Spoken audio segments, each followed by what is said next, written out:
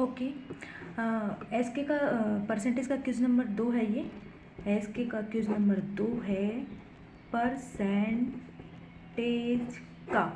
अगर जो मैं क्यूज लगा रही हूँ ना, अगर उन्हें भी आप मेरे साथ पहले खुद से लगा लेना, उसके बाद अगर कहीं भी दिक्कत आए ना तो यहाँ पे देख लेना, तो उससे आपको अप्रोच पता चल जाएगी और धीरे धीरे ऐसे कॉन्सेप्ट कंप्लीट भी हो जाएंगे। ठीक है, क्योंकि छोटी छोटी चीज़ें हैं ना, वो बताती जा रही हूँ। चलो अब प्रश्न करते हैं हम। ठीक है, इसमें लिखा हुआ है कि शोभा की गणित की परीक्षा में 75 प्रश्न थे। ठीक है, कितने प्रश्न थे? 75 प्रश्न थे, अर्थात 10 अंकगणित में, 30 बीजगणित में और 35 ज्यामितीय संख्याएं। ठीक है, पता चल गया। 10 इसमें थे, 30 इसमें से, 35 थे, तीनों का टोटल 75 आ रहा है। उसने इतने इतने इतने प्रश्नों का सही उत्तर दिया और उत्तीर्ण नहीं हुई, क्योंकि 60% से कम प्रश्न सही थे। तो 60% से पास होने के लिए उसे कितने प्रश्न सही करने की ज़रूरत है? ठीक है, तो उसने परसेंटेज बताया, उतने उतने का जवाब दिया, लेकिन फिर भी पास नहीं हुई। क्यों पास नहीं हुई? क्योंकि ना उसके जो जितने प्रश्न सही करने थे ना, उसके 60% से कम प्रश्न उसने सही किए थे। तो हमें एक बात तो समझ में आ गई कि जो 75% है ना, उनका 60% सही करना ज़रूरी है। मतलब कि इसके जो 60% क्वेश्चन सही करना ज़रूरी है। 60% कितना होता है बताइए आप? अगर 20% 1/5 होता है तो ये 3/5, 5 15 75, 15 दिए 45, यानी कि उसको 45 क्वेश्चन करना, मतलब सही करना ज़रूरी है। देखिए अब उसमें बोला है कि इसमें से 70% तो यहाँ राइट किए हैं, 40% यहाँ राइट किए हैं और 60% यहाँ पे करेक्ट किए हैं। तो अब कितने कितने आ रहे हैं वो निकालेंगे हम। इसका 70% 7, इसका 40% 4 दिए 12 और 35 का 60%। अब इसको डायरेक्ट मल्टीप्लाई करना ही मैं आपको बता देती हूँ। 35 का 60% निकालना है ना, तो 35 को हम 60 से मल्टीप्लाई करेंगे। तो ऐसे कीजिए, 35 को 6 से मल्टीप्लाई कर दीजिए, मतलब कि 6% निकालने के लिए ऐसे करेंगे, फिर 0। तो 35 को 6 से मल्टीप्लाई करने के लिए ना हम क्या करेंगे, इसको ऐसे भी तो लिख सकते हैं, 6 को ऐसे भी लिख सकते हैं। तो 35 दूनी 70 और 7 दिया 21, हो गया ना आसान। ठीक है ना, और ये एक 0 थी उसे हटा दीजिए। ठीक है, तो यहाँ पे 21, इनको अगर हम जोड़ते हैं अब, 21 7, 7 2 9 10, 2 3 4, कितने प्रश्न हो रहे हैं हमारे पास? 40। करने कितने थे सही? 45। तो कितने का अंतर आ गया? 5 का। ठीक है, अगला कॉन्सेप्ट सीखते हैं। किसी संख्या का 45% उस संख्या के, हाँ ठीक है, आगे चलते हैं हम, इधर करते हैं बड़ी आराम से। किसी भी संख्या का, संख्या मान लेते हैं x मान लेते हैं, तो उसका 45% उसी संख्या के 3/5 भाग से 30 कम है। तो इसी संख्या के 3/5 भाग से 30 कम है ना। किसी संख्या का 45% उसी संख्या के 3/5 भाग से क्या कम है? 30 कम है। कहने का मतलब ये है कि 45% इससे कम है 30। अगर इस 45% में 30 और जोड़ दिया जाएगा तो ये इसके बराबर हो जाएगा, है ना। इसमें 30 और जोड़ दिया जाएगा तो इसके बराबर हो जाएगा। इसका मतलब ये है कि इन दोनों का जो डिफरेंस है वो कितना है? 30 है। यही कहना चाह रहा है ना ये, है ना। तो हम निकाल लेंगे, और निकालने के लिए इसको 5 9 45, 5 20 कर देंगे, है ना। और उसके बाद हम क्या करेंगे, उसके बाद ये तो हो जाएगा हमारा 9x/20, ये हो गया 3x/5 और ये 30।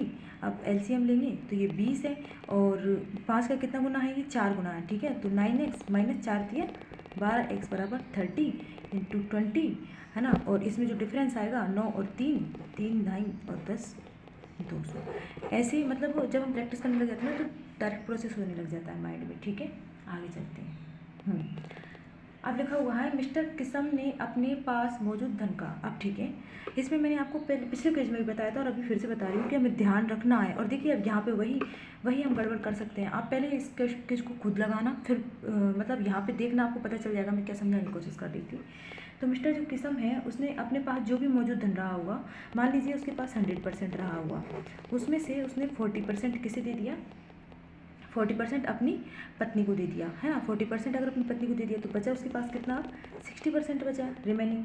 अब शेष राशि का 20% उसने अपने तीनों पुत्रों में से प्रत्येक को दे दिया, है ना। तो जो शेष राशि का 20% प्रत्येक को दिया है, मतलब 3, तो इसका 20% कितना होता है? 12।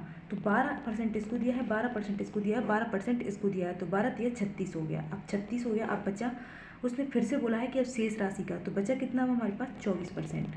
फिर से उसने क्या बोला है कि बचा राशि का, शेष राशि का जो आधा है विविध मद पर खर्च किया जाता है, मतलब इसका आधा कितना 12%, तो इसने विविध पर खर्च कर दिया और हमारे पास अब बचा कितना और 12%, और ये 12% ही उसने बोला है हमसे कितना है 12,000। तो उसने बोला है कि उसके पास प्रारंभ में कितना धन था, तो ये 12,000 12% है तो 100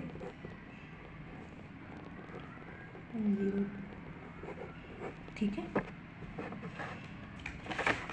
इसका और भी एक कॉन्सेप्ट होता है, लेकिन पहले हम जब परसेंटेज के इतनी कॉन्सेप्ट को अच्छे से सीख लेंगे ना, उसके बाद मैं आपको एक बहुत ही प्यारा कॉन्सेप्ट बताऊंगी इसके, ठीक है, जिससे हमें इतना नहीं करना होता, काटा कूटा डायरेक्ट हो जाता है सब कुछ है। हाँ, पर अभी नहीं। जब किसी उत्पाद की कीमत में 10% की कमी की जाती है तो सेल्स उसकी 30% बढ़ जाती है, तो कुल आय पर उसका प्रभाव बताइए। ठीक है, देखिए ये है प्राइस और ये नंबर ऑफ प्रोडक्ट है, और यहाँ पे आ जाएगा हमारे पास रेवेन्यू। हमको पता है ना, इन दोनों को मल्टीप्लाई करने पर ही तो आएगा भाई। देखिए किसी प्रोडक्ट को हम खरीद के लाते हैं, मान लीजिए वो एक प्रोडक्ट 50 रुपये का है, प्रोडक्ट एक खरीदा है तो हमारी मतलब बेचा है तो उसकी 50 से इनकम हो गई। मान लीजिए प्रोडक्ट 50 है और मतलब प्राइस 50 है और हमने 2 प्रोडक्ट सेल किए हैं तो हमारी आय कितनी हो गई 100 हो गई, है ना, यही कहना चाह रहा है ना ये। तो उस प्रोडक्ट की प्राइस कितनी कम हो गई 10%, यानी कि 10 से कितनी रह गई 9, और उसकी जो सेल्स है ना वो 30% बढ़ गई है, मतलब कि 30% हमारा कितना होता है हमको पता है 3/10 होता है। परसेंटेज को अच्छे से रट लेना, नहीं तो स्पीड घट जाएगी प्री में, ठीक है। 10 से कितनी हो गई 13, है ना। तो उसने बोला है कि कुल आय पर प्रभाव, तो कुल आय निकाल लेते हैं पहले, तो ये 100 हो जाएगी, 13,117 हो जाएगी। प्रभाव निकालने के लिए हमें पता है कि जो ये हमारा जो मूल होता है ना उसी पे निकालते हैं, बेस्ड बोलते हैं इसको, है ना, इसी पे निकलता है परसेंटेज। तो अब हमको पता ही है कि 100 पे निकालना है, परसेंट वृद्धि कितनी मतलब बढ़ोतरी कितनी की हुई है 17 की हुई है, तो उसको 17 डिवाइड बाई 100 लिखने के बजाय डायरेक्टली आंसर आ जाएगा उसका, ठीक है, 70%।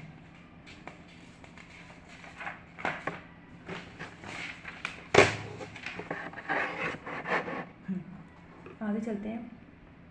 आगे बोल रहा है तो ये बहुत ही प्यारा कॉन्सेप्ट है, ये बहुत ही अच्छा कॉन्सेप्ट है, इस टाइप का क्वेश्चन आता भी है हमारा फ्री में, ठीक है। तो उसने बोला है कि यदि किसी भिन्न के अंश में 15%, मतलब कि x y मान लेते हैं हम, किसी भी भिन्न को मान लेते हैं, और उसका जो अंश है ना, अंश ऊपर वाला होता है और हर होता है नीचे वाला, ठीक है, ये हिंदी मीडियम चल रहा है यहाँ पे, ठीक है। अब उसके अंश में 15% की वृद्धि हो रही है, मतलब इसको तो हम 15% से क्या कर रहे हैं, बढ़ा रहे हैं, और इसको हम 8% से कम कर रहे हैं, और ये सब परिवर्तन करने के बाद वो जो भिन्न है ना वो 15/16 हो जाती है, ठीक है। मतलब ये सब करने के बाद ये परिणाम निकला है हमारे पास, ठीक है, इतनी हो जाती है। तो पूछ रहा है कि मूल भिन्न कितनी रही होगी, मतलब वो इसके बारे में पूछ रहा है अभी कितनी रही होगी। हमको पता है, हम एज का कॉन्सेप्ट पढ़ते हैं ना, इस टाइप का कॉन्सेप्ट इसमें लगाएंगे, ठीक है। ज़्यादा हमको समीकरण यहाँ पे नहीं बनानी है, उसमें बहुत ज़्यादा फंस जाएंगे हम, ठीक है। तो देखिए एज में हम क्या करते हैं, कुछ एक्स होता है, कुछ मतलब कि कोई भी एज दे देता है, उसमें एक्स बढ़ा देते हैं, वाई बढ़ा देते हैं, तो ऐसे ये हमारे पास फाइनल कंक्लूजन आ जाता है। तो यहाँ भी यही करेंगे, फाइनल कंक्लूजन नहीं है हमारे पास, है ना। अब हमको पता चल रहा है कि वो भिन्न इतनी हो जाती है ना। अब देखिए ये जो 15 है, इसने ना ऐसे रेशियो नहीं दिया हमें, डायरेक्ट नंबर दिए हैं, तो इसलिए नंबर दिए हैं ना, अगर तो नंबर है ना, तो हम यहाँ पे ये जो चेंजेज हुए हैं ना उनको डायरेक्ट रिवर्स कर सकते हैं। कैसे कि जो 15 जो नंबर आया है ना वो 15% बढ़ा के आया है, मतलब ऑलरेडी कितना आएगी 115% है, ठीक है। बहुत ही अच्छा कॉन्सेप्ट बता रही हूँ, जहाँ पे बिना कन्फ्यूजन के तुरंत ही हो जाएगा ये। नीचे वाला जो 16 हमारे पास जो नंबर आया है ना वो 8% घटा के आया है, मतलब कि ये कितना रहा होगा 92 रहा होगा, ठीक है ना, यही कहना चाह रहा है। पहले इनको हम छोटा कर लेंगे, है ना, या फिर हाँ देखिए 5 दिया 15 और 5 दूनी 10 और 5 दिया 15, 4 चौके 16, 4 दूनी 8, 4 दिया 12, ये बच गया, ठीक है। अब मैं इसका एक और प्यारा कॉन्सेप्ट बताने जा रही हूँ आपको।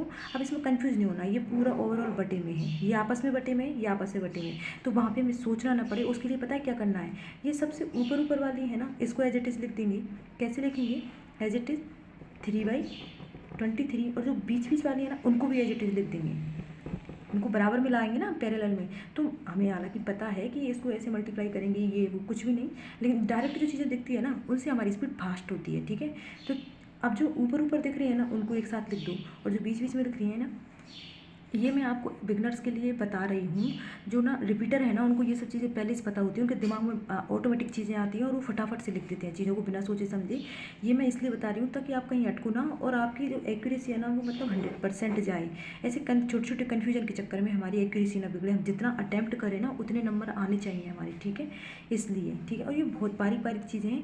ये जब हम टीचर से पढ़ते हैं ना, तो टीचर हमें ऐसी चीज़ें नहीं बताएगा, वो हमें कॉन्सेप्ट बताएगा। ये चीज़ें तो ऐसी होती हैं कि जो पर्टिकुलर किसी मतलब पर्टिकुलर हमको खुद से कुछ चीज़ें अच्छे मतलब पता होती है जिनसे हमारी स्पीड बढ़ती है, ठीक है। तो ये और हमारी जो मूल भिन्न है वो 3/4 हो गई। और आपको अगर क्रॉस चेक करना है तो 3/4 का 15% बढ़ा देना, इसमें 8% कम कर देना, हमारे वापस से यही मान आ जाएगा, ठीक है। चीज़ें ऑप्शन से भी होती है, तो मैं लास्ट में जाके ऑप्शन से भी सॉल्व करना बता दूंगी आपको, ठीक है। हाँ, अब इसमें बोला है एक कस्बे की जनसंख्या। तो इसमें क्या बोलता है, इस टाइप के जो क्वेश्चन है ना, पहले से ही मैपिंग फिक्स होती है, ठीक है। एक इधर जाएगा या फिर ये इधर जाएगा, या तो ये संख्या को मतलब कि कॉन्जिक्यूटिव तरीके से बढ़ाता जाएगा या फिर संख्या को घटाता जाएगा, कुछ भी कर सकता है, या फिर इधर बढ़ा देगा इधर। वो मेरा वीडियो पॉज हो गया था, मैंने वापस चालू कर दिया, ठीक है। मैंने बताया ना आपको, ये तो कॉन्जिक्यूटिव घटाएगा या बढ़ाएगा या इधर इधर जाएगा, है ना। मान लीजिए कि जो जनसंख्या है वो 2010 की है, तो या तो हमसे 2008 की पूछ सकता है वो, या फिर इधर 2012 की पूछ सकता है, मतलब कुछ ही पूछ सकता है, या फिर इसको घटाता जाएगा लगातार या इसको बढ़ाता जाएगा। आप क्वेश्चन पढ़ लेते हैं। तो वो बोल रहा है कि कस्बे की जो जनसंख्या है वो 1,76,400 है। उसमें वो यदि 5% की दर से 5% की दर से उसको बढ़ा रहा है जनसंख्या को, तो ये इसमें मिसप्रिंट हो रहा है। तो 2 वर्ष पहले की और 2 वर्ष बाद की जनसंख्या पूछ रहा है ना, ठीक है। कितनी बढ़ा रहा है वो, 5% बढ़ा रहा है, ठीक है।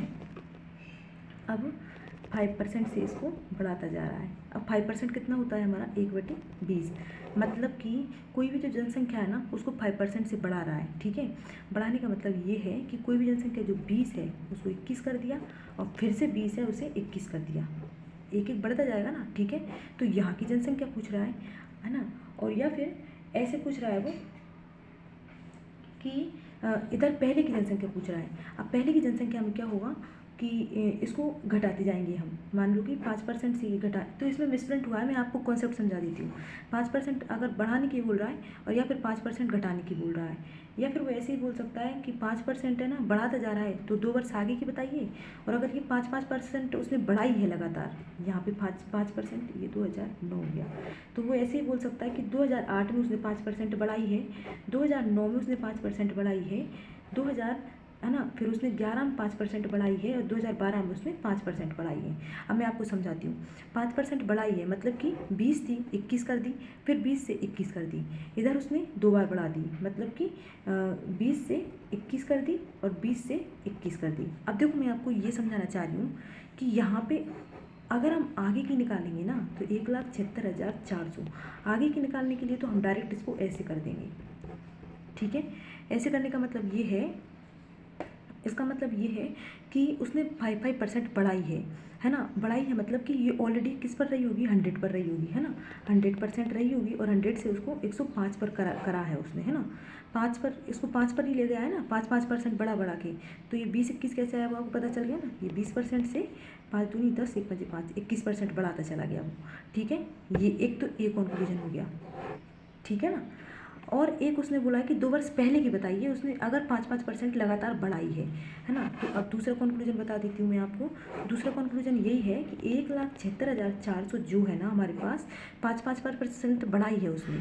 तो मतलब कि 5% बढ़ा के 5% बढ़ा के, तो ये जो जनसंख्या हमारे पास आई है ना, वो ऑलरेडी बढ़ी हुई आई है ना। बढ़ी हुई आई है मतलब कि ऑलरेडी 5% बढ़ा के आई है। मतलब कि ये जो जनसंख्या है ना, पहले 21 पे रही होगी, इसको 20 पे लाएंगे, फिर 21 पे है, फिर इसको 20 पे लाएंगे, समझ गए ना। तभी तो हम यहाँ पर पहुँच पाएंगे। 2008 पे कैसे पहुँचेंगे, पहले 5% घटाएंगे, फिर 5% घटाएंगे, इसने जो बढ़ाया था ना उसको घटाते जाएंगे हम, है ना, ठीक है ना। आगे समझ में। तो उसने 2 वर्ष पहले की और 2 वर्ष बाद की पूछी है। तो ये तो हमारी मतलब कि आगे की निकाल रहे हैं हम, 2012 की। और इधर ये वाली जो आएगी ना वो 2010 की आएगी। समझ में आ गया कैसे। ये ऑलरेडी बढ़ी हुई थी, उसने पहले 5% और फिर 5% उसने बढ़ाया था, तो उसको एक एक बार करके हम कम कर रहे हैं। एक बार 20% पे ले आए, 21 मान था 20 पे ले आए, फिर 21 मान था फिर 20 पे ले आए, ठीक है। अब इसको काटने का तरीका और बता देती हूँ मैं आपको, ठीक है। काटने का तरीका ऐसे होता है इसको काटेंगे, 2 दूनी 4, 2 बिंदी कट गई, और 4 से काटेंगे, 4 चौक 16, 4 चौक 16, 4 से 41, 441 इंटू 21 और 21, 441, ठीक है। इसका अब मैं आपको सब चीज़ें बताऊंगी, बहुत डिटेल में बताऊंगी, ठीक है। अब इसको भी काटेंगे, तो अब इसको कैसे काटेंगे, 21 और 21 का मल्टीप्लाई कितना होता है, और ऐसे जो सवाल आते हैं ना वो हमेशा पूरी तरीके से कटते हैं, ठीक है ना। 441 हो गया, 441 से हमको साफ साफ दिख रहा है ये 4 टाइम्स है इसका, क्योंकि पीछे देखिए 441 का 4 टाइम्स ही होगा ये, क्योंकि पीछे एक है, एक को 4 से मल्टीप्लाई करेंगे तो 4 आएगा, और इधर पीछे 4 आ रहा है, और इसका 4 टाइम्स 4 चुके 16, तो 4 चुके 16 के आसपास ही आ रहा है ना, मतलब ये पूरी तरह से 4 टाइम्स कट गया, ठीक है। अब 1 2 3 4, 4 दूनी 8 दूनी 16, है ना, ठीक है ना। तो मैं जो समझाना चाह रही हूँ आप समझ गए ना, मतलब कि अगर 5% उसने बढ़ाया होता तब ये संख्या आती, तो उसको 5% कम कर देंगे, और 5% बराबर हमारा कितना होता है, 1/20 होता है ना, ठीक है, समझ गए ना। तो ये ऑलरेडी बढ़ा के, ये ऑलरेडी जो मान रहा होगा ना वो 21 पे रहा होगा तो 20 कर देंगे, फिर 21 पे रहा होगा 20 कर देंगे, ठीक है। और इसमें अब देखिए ऑप्शन हमारा पहला दिख रहा है जिसमें 1,60,000 आ गया, अगर एक जगह और 1,60,000 आ जाता तो हम कैसे चेक कर लेते, यूनिट डिजिट पीछे एक आएगी, तो 1,60,000 के साथ इसमें ही यूनिट डिजिट एक आ रही है, ठीक है। आगे समझ गए, आगे का कॉन्सेप्ट सीखते हैं। चलिए, आई होप आपको अच्छे से समझ में आ गया होगा, और नहीं आया हो तो फिर मुझे कमेंट करके बता देना, और से अच्छे से समझा दूँगी, ठीक है। अगला क्वेश्चन करते हैं अब, ठीक है। आगे लिखा हुआ है नए बजट में रिफाइंड ऑयल की जो कीमत है 25% बढ़ गई है एक व्यक्ति को अपने उपभोग में, ठीक है। अब जो ऑयल है ना तो उसकी प्राइस है ना, उसका प्राइस बढ़ गई है, तो उसको अपने कंजप्शन में कितनी कमी करनी चाहिए ताकि उसका एक्सपेंडिचर ना बढ़े। तो प्राइस और कंजप्शन दोनों को मल्टीप्लाई करते हैं ना तो हमारा एक्सपेंडिचर आता है। मैं बताती हूँ आपको, हम बाज़ार से जैसे कि एक डेयरी मिल्क लाए, ठीक है, तो डेयरी मिल्क की प्राइस कितनी है 10, डेयरी मिल्क कितनी लाए हम 2, है ना, 10 मतलब कि हमने कंजप्शन कितना किया 2 डेयरी मिल्क का, है ना, प्राइस कितनी है उसकी 10, तो ये प्राइस इंटू कंजप्शन, और 10 दूनी 20, तो हमारा खर्चा कितने का हो गया 20, मतलब इन दोनों का प्रोडक्ट ये होता है, यही यहाँ पे कह रहा है। तो किसी भी रिफाइनरी जो ऑयल की कंपनी है ना उसने मतलब बजट में 25% बढ़ा दिया है, ठीक है, मतलब कि 1/4, तो 4 से कितना कर दिया है 5 कर दिया है। एक व्यक्ति को अपने कंजप्शन में कितनी प्रतिशत की कमी करनी चाहिए, मतलब यहाँ से यहाँ कितना घटाना चाहिए ताकि उसका एक्सपेंडिचर ना बढ़े, मतलब कि जो यहाँ था वही एक्सपेंडिचर यहाँ हो, है ना, मतलब कि अगर वो 100 खर्च करता था तो 100 ही हो, 5 खर्च करता था तो 5 हो, मतलब अनुपात कितना आएगा 1:1 ही आएगा। अब 1:1 आने के लिए हमें पता है कि इन दोनों का जो मल्टीप्लाई है ना वो सेम आना चाहिए, ठीक है। तो हमें कहीं भी दिमाग नहीं लगाना, सेम और भी चीज़ों से आ सकता है ना, जैसे कि सेम ऐसे आ सकता है 20 चौके मतलब 25 चौके 100 हो गया, 20 पंजे 100 हो गया, पर इतना दिमाग नहीं लगाना, इसको बस रिवर्स कर दो, 5 चौके 20, 5 चौके 20, 1:1, है ना। तो इसका जो कंजप्शन है ना उसको 5 से कितना करना है 4 अनुपात करना है, और 5 से 4 कब होता है कोई भी संख्या, मतलब कि 5 क्या होता है 5 होता है हमारा हाँ 20% ही होता है ना, तो डायरेक्ट 20% आ जाएगा, क्योंकि उसने कितना घटाया है उसने 20% घटाया है, 5 से 4 गए हैं ना, मतलब एक घटाया किस पे 5 पे, ये लीजिए मैंने निकाल के बता दिया आपको, बाकी डायरेक्ट देखना चाहिए, अगर 5 से 4 हो रहा है मतलब कि 20% घट रहा है, ठीक है।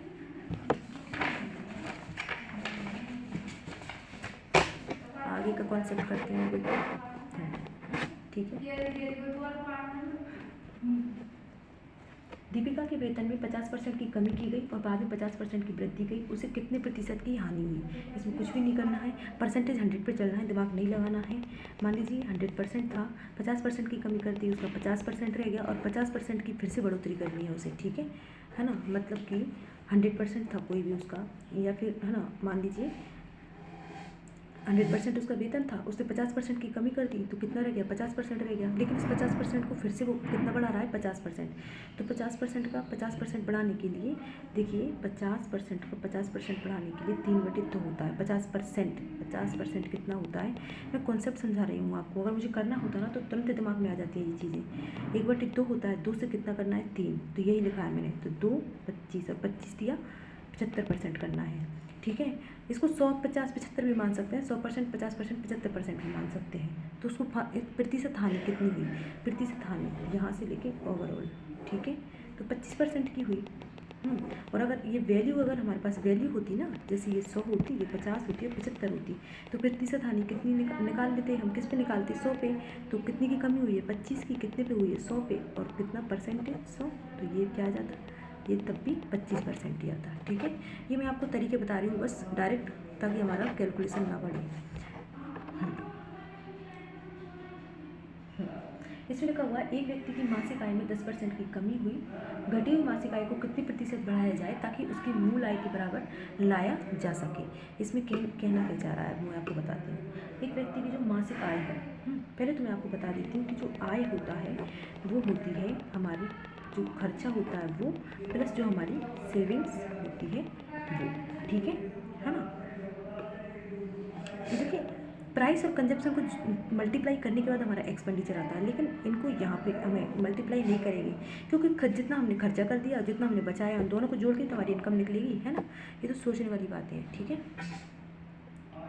अब चलते हैं। उसने बोला है कि एक व्यक्ति की जो मासिक आय में 10% की कमी की गई, मतलब जो इनकम है ना उसमें 10% की कमी कर दिया, ये 10 से कितना हो गया 9 हो गया। अब उसकी जो घटी हुई मासिक आय है, ये वाली जो मासिक आय है ना उसको कितना प्रतिशत बढ़ाया जाए ताकि उसकी जो मूल आय है ये वाली उसके बराबर लाया जा सके, मतलब कि इसके बराबर। कहने का मतलब ये है कि इसको वापस से 10 बनाने के लिए अब इसमें कितनी % की बढ़ोतरी की जाए, है ना। तो अब वो यही कहना चाह रहा है, अब इसको ये बनाना है ना। तो कितनी की बढ़ोतरी की जा रही है, 1 की जा रही है। कितने पे की जा रही है, 9 पे। और हमको पता होना चाहिए कि 1/9 होता है हमारा 11.11%। बस खत्म।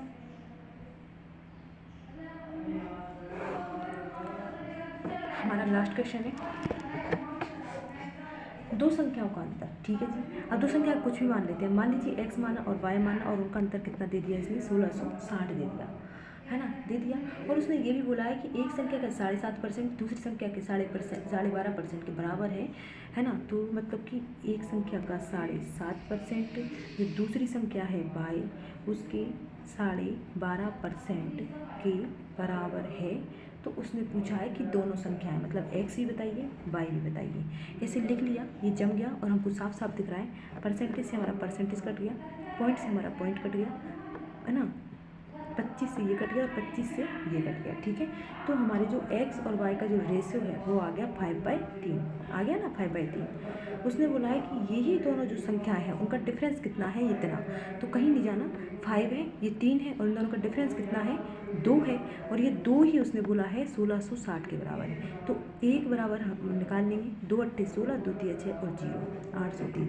और दोनों संख्याएं पूछी है ना उसने, तो अब एक की वैल्यू अगर 830 आ गई तो इसको 5 से मल्टीप्लाई करते ही हमारे पास x आ जाएगा और 3 से मल्टीप्लाई करते ही 830 को हमारे पास क्या आ जाएगा, y आ जाएगा। ठीक है, जैसे कि कर देते हैं, 0 3 3 और 8 3 24, एक संख्या 2490 आ गई और दूसरी जो आ जाएगी हमारे पास 4150।